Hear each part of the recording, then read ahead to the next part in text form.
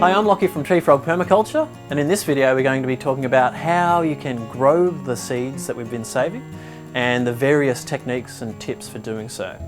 So most of the seeds we're going to be saving from the Newcastle Seed Library are going to be vegetable seeds, and there's a big range of vegetable seed sizes, shapes and requirements, and we're just going to be using those as some examples for you today. This is a nice and easy one. This is a bean that we've been using previously.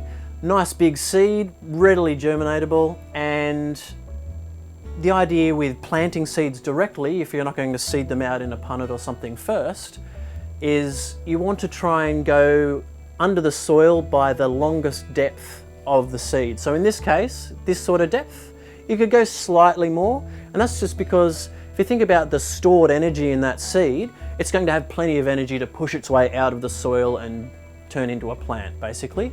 If you're thinking about seeds that are a little bit small, like these carrot seeds, now carrot seeds are something that I've had people have issues germinating in the past, and that's just because they're quite tiny, and if you bury them too deep, they don't have the energy to push their way out. So you need to be a little bit careful about how you operate with those. You just want to basically toss them underneath the surface and give them a light covering, and that way they can push their way through.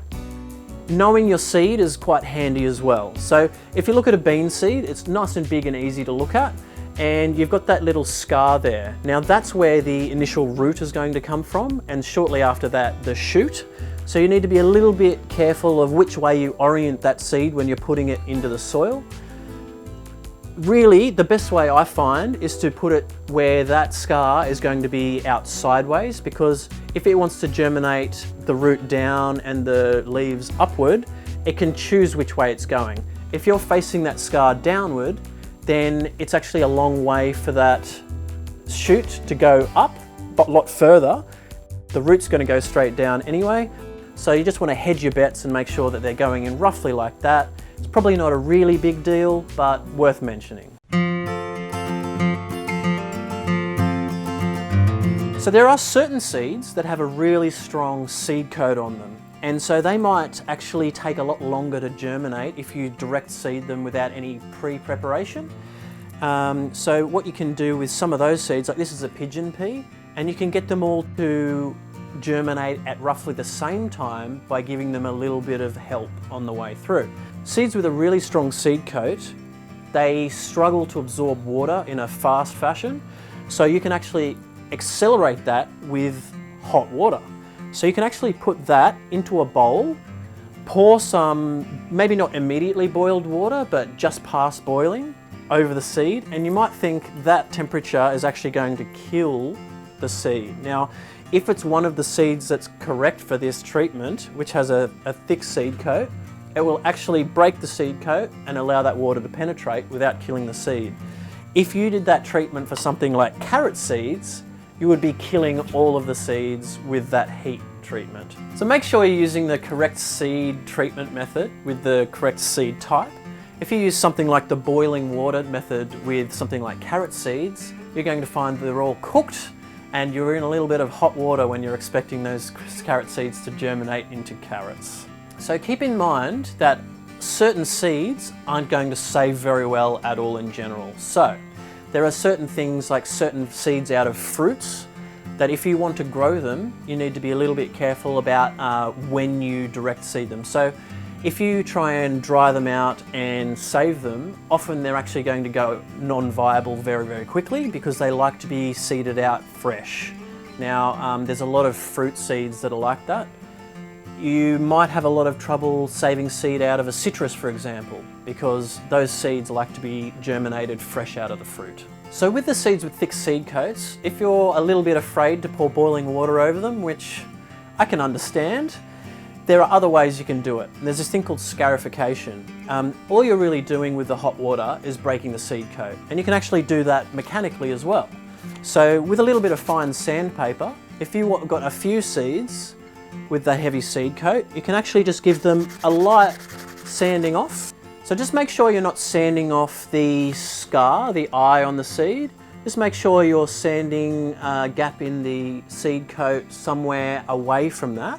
Then just give it a little bit of a sanding until you can see that that gap is formed. You don't want to go too far down because then you're starting to damage the actual energy storage in the seed itself.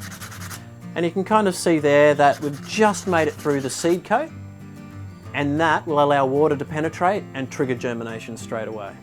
Depending on the seed you're using and the situation you're trying to seed into, you're going to want to either choose direct seeding into a garden or seeding into a punnet or a pot of some kind. If it's a fruit tree that you want to grow up into a larger plant, it's often going to need a little bit more babying in those early phases, and you can monitor things easier if you have them in a pot or a trough. A lot of your smaller seeds are going to produce a very delicate seedling, so often those things are going to be very easily eaten or damaged by wildlife in the garden or something. So often the smaller the seed, the more likely it is you're going to want to germinate it in a punnet or a controlled situation first. Now, there are really easy ways you can do that with small seed, and remember, with the seed germinating through soil, as I was mentioning earlier, the smaller the seed, the less energy it's got to push through things. So the best way you can do small seed and germinating those in a punnet is to use something like vermiculite, which is a really light product, and you can actually put the potting mix down, sprinkle the seed over the top of that potting mix, and then do a small layer of vermiculite over the top. And it being so light, it produces very little resistance to those small seeds pushing through it, and it holds moisture at the surface. So just need to make sure that those seeds don't dry out when they're germinating or have just germinated, because they're like babies. They're a little bit weak to the world. You need to give them a little bit of extra care. If you don't have vermiculite, you can just use a really fine layer of sand or even just a fine layer of potting mix. Just be aware that the potting mix is going to bind together if it's in a certain situation, and that might actually restrict the germination of some of those seedlings. As an example, this is a tray of midyanberry that I've germinated, and they're very small seed, and I've just basically done a really light layer of vermiculite over the top, and they have no trouble pushing through that, and they are already on their second set of leaves in some cases, so success. As far as your larger seeds go, the easiest way to do those is often to direct seed them into the garden. The beauty of them being they have a lot of energy to push their way out, as mentioned before, and they're a little bit more solid in their state, so they're less likely to be destroyed by a wandering slug or an animal directly after germination, and that just means they're a bit, you can remove that whole fiddly part of germinating them in a punnet beforehand. As far as selecting the seeds to grow at what time of year, you need to be a little bit aware of what likes to grow when. And in Newcastle, we are really lucky. We can grow all year round, but you can sort of divide the year into two halves as far as what seeds you're growing when. A lot of the summer things, like your tomatoes, your sweet basil, your pumpkins, they're all going to be spring germinating. And so by planting those in an autumn time, you're not going to have very good success. As far as your broccoli, your kale, your cauliflowers, cabbage, onions family, so garlic and all of those things, they're winter preferring plants. So basically, if you're trying to grow those in spring, then they're going to have a little bit of an issue as well. Remember, don't use certain places that you buy seedlings commonly as a guidepost for that time of year, because often they'll sell things that are out of season. Now, if things are out of season, they might look good as the seedlings when you buy them, but when you bring them home and put them in the garden, they're going to go through a little bit of shock, or a lot of shock. And if you think about, say, if you've grown up in the tropics, the equivalent being a greenhouse where they germinate a lot of these seeds, and then you're suddenly put out into the wintry outdoors, you're going to go a little bit haywire. It's worth using a little bit of common sense and background knowledge to guide your way through this process. Different plants are going to like different levels of sunlight. You've got to make sure that you're putting your seeds and your seedlings somewhere where they want to grow.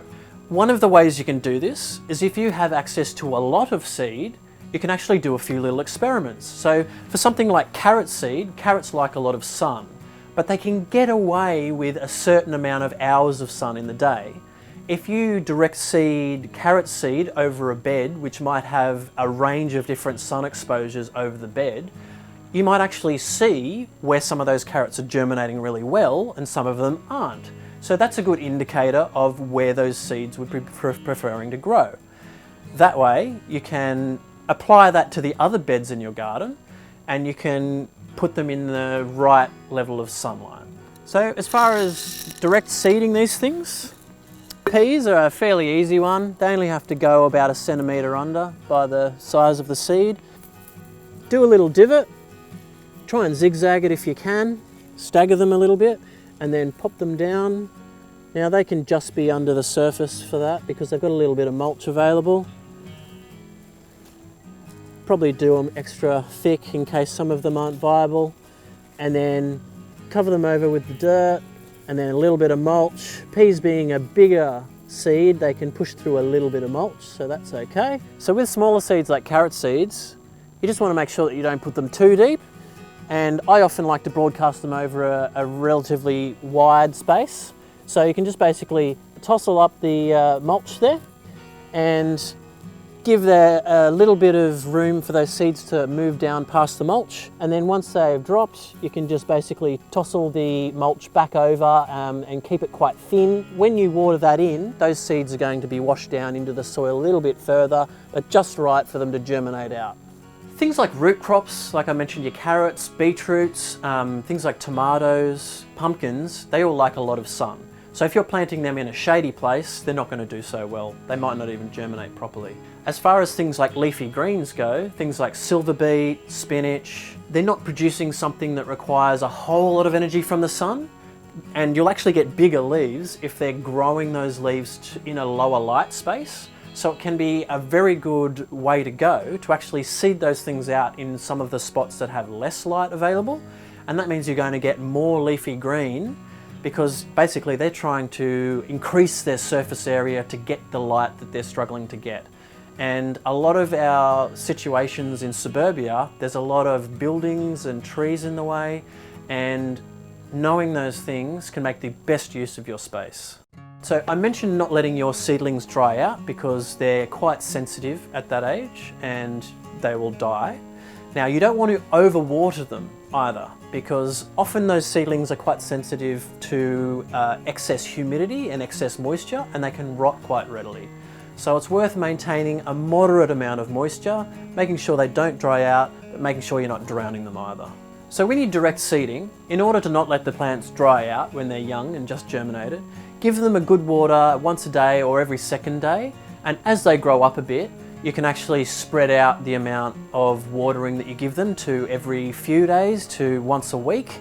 And as they grow, when they're a bit older, you want to try and not water them every day, because you want them to encourage their roots to grow out, and they'll become stronger plants if they're looking for a little bit of moisture and nutrient.